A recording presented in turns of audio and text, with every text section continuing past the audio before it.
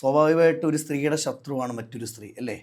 ഈ പുരുഷന്മാർക്ക് വേണ്ടി ഇത്രയും ചങ്കൂറ്റത്തോട് സംസാരിക്കാൻ എന്തെങ്കിലും റീസൺ ഉണ്ടോ ജീവിതത്തിൽ? ഞാൻ പുരുഷന്മാർക്ക് വേണ്ടി അങ്ങനെ മാത്രം സംസാരിക്കുന്നതല്ല. ഉം. ഈ പുരുഷന്റെ പുറകിലുള്ളതാരാ? സ്ത്രീയാണ്. അല്ലേ? അതെ. അപ്പൊ സ്ത്രീകൾക്കും കൂടെ വേണ്ടിയില്ലേ ഞാൻ സംസാരിക്കും. എല്ലാവരും പറയും പ്രിയങ്ക പുരുഷന്മാർക്ക് മാത്രം. സത്യത്തിൽ അതല്ല. അങ്ങനല്ല, അതായത് മിക്ക സ്ത്രീകളും ആഗ്രഹിക്കുന്നതും അല്ലെങ്കിൽ സംസാരിക്കുന്നതും ക്യാമറ ഓൺ ആക്കുമ്പോൾ ഒരു മുഖംമൂടിയായിരിക്കും. പക്ഷെ പ്രിയങ്ക എന്ന് പറയുന്ന വ്യക്തി മുഖംമൂടി അല്ലാതെ അഴിച്ചങ്ങ് പറയുക, ഒരു തുറന്ന പുസ്തകമാ. അതാ ഞാൻ പറഞ്ഞത്, ഞാൻ സത്യമായ കാര്യങ്ങളാണ് പറയുന്നത്. അത് സ്ത്രീകൾക്കും ഇഷ്ടപ്പെടുന്നുണ്ട്. കാരണം അവർ പറഞ്ഞ ചേച്ചി പറഞ്ഞത് കറക്റ്റാന്ന് പറഞ്ഞ ഒരുപാട് സ്ത്രീകൾ എല്ലാവരും അംഗീകരിക്കും ഇല്ല. നമ്മുടെ എല്ലാവരും അംഗീകാരം നോക്കി നമുക്ക് വലുതും നടക്കുവോ? ഇല്ല, ഒന്നും നടക്കില്ല. നമ്മൾക്ക് പറയാനുള്ളത് നമ്മൾ പറഞ്ഞു പോകുന്നു.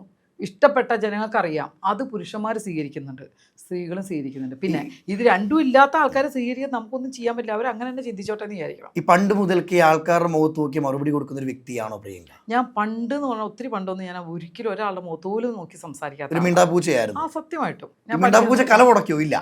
കല ഉടയ്ക്കുന്ന അതിനൊന്നും ആവശ്യമില്ല. ഞാൻ എപ്പോഴും പറയുന്ന ഒറ്റ വാക്കേ ഉള്ളൂ, സ്നേഹം കൊടുത്താൽ സ്നേഹം കിട്ടും. അതെ, അത് മാത്രമേ എൻ്റെ പോളിസി ഉള്ളൂ. അതിപ്പോൾ ഒരാളുടെ മുഖത്തേക്ക് നമ്മൾ തൻ്റെ അടിയാണെന്ന് കാണിച്ചിട്ടൊന്നും കാര്യമില്ല. ഞാൻ അത്ര വലിയ തൻ്റെ ഉള്ള ആളല്ല.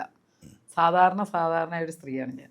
ഈ ഞാൻ തുടക്കത്തിൽ സൂചിപ്പിച്ചൊരു കാര്യമുണ്ട്, ഈ അമ്മ സംഘടനയ്ക്ക് ഇത് എന്തു പറ്റി? അമ്മയെ വിളിക്കാൻ അമ്മയെന്നാണോ കുത്തിട്ട് വിളിക്കാനാണോ താല്പര്യം? എനിക്ക് അമ്മയെ അമ്മ എന്ന് തന്നെ വിളിക്കാനാണ് താല്പര്യം.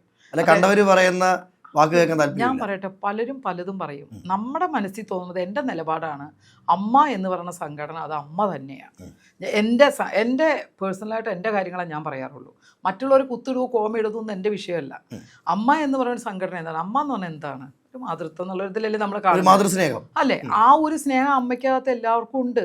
ഒരൊറ്റ കാര്യം നമ്മൾ ചിന്തിച്ചാൽ മതി, അമ്മയ്ക്കകത്ത് ഈ പറയുന്ന ഒരുപാട് ജീവിതങ്ങളുണ്ട് അതിനകത്ത്. അതാണ് ആദ്യം നോക്കേണ്ടത്. അമ്മയെ ആശ്രയിച്ച് കഴിയുന്ന ആൾക്കാർ അതിനകത്തുണ്ട്. മലയാള സിനിമയിലുണ്ട് ഇഷ്ടം പോലെ. എത്ര പേര് അമ്മയ്ക്കകത്തുണ്ടെന്ന് അറിയോ? എന്തൊക്കെ ആനുകൂല്യങ്ങൾ കൊടുക്കും അമ്മ? ആനുകൂല്യങ്ങൾ പറ്റാവുന്ന രീതിയിലല്ല. ഇപ്പൊ തന്നെ മെഡിസിൻ ആയാലും ഒരു കൈനീട്ടം കൊടുക്കുന്നുണ്ട് അമ്മ. എല്ലാ മാസവും 1-ാം തീയതി അത് ബാങ്കിൽ വരും. ആ കൈനീട്ടം കൂടെ പറ്റുന്ന ആളാണ് ഞാൻ. ഈ പൈസ കിട്ടിയിട്ട് അതുകൊണ്ട് ജീവിക്കുന്ന ഒരുപാട് ആർട്ടിസ്റ്റുകൾ അതിനകത്തുണ്ട്.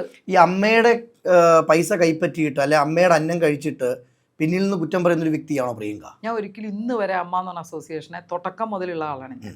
എന്ന് തുടങ്ങിയോ അന്ന് മുതലുള്ള ആളാണ് ഞാൻ. ഇന്ന് വരെ ഈ നിമിഷം വരെ ഞാൻ അമ്മ എന്ന് പറഞ്ഞ സംഘടനയെ കുറ്റം പറയുകയോ അമ്മയ്ക്കെതിരായിട്ട് എവിടെയെങ്കിലും സംസാരിക്കുകയോ ഞാൻ ചെയ്യാറില്ല. അതായത് അത്രമേൽ മേടിക്കുന്ന അന്നത്തിന്റെ വില അറിയാം. അന്നത്തിന്റെ വില കൊണ്ട് മാത്രമല്ല അതെന്ന് പറഞ്ഞാൽ മറ്റുള്ളവർക്കും കൂടിയുള്ള ഒരു സംഘടനയാണ് അമ്മ. അതിൽ ഒരുപാട് ആളുകൾ അമ്മമാർ അതിൽ ജീവിക്കുന്നുണ്ട്. അതുകൊണ്ടുള്ള സ്നേഹമാണ് എനിക്ക് അമ്മ എന്ന് പറഞ്ഞാൽ അസോസിയേഷൻ. നമുക്ക് എന്തിനാണ് ഒരു സംഘടന? ഈ സംഘടന ഉണ്ടാക്കിയത് എന്തിനാണ്? നമുക്ക് എന്തെങ്കിലും കാര്യങ്ങളുണ്ടെങ്കിൽ അത് തുറന്നു പറയാനും അതിനകത്ത് ചർച്ച ചെയ്ത് അതിനകത്തു നിന്നാണ് സൊല്യൂഷൻ കണ്ടുപിടിക്കേണ്ടത്.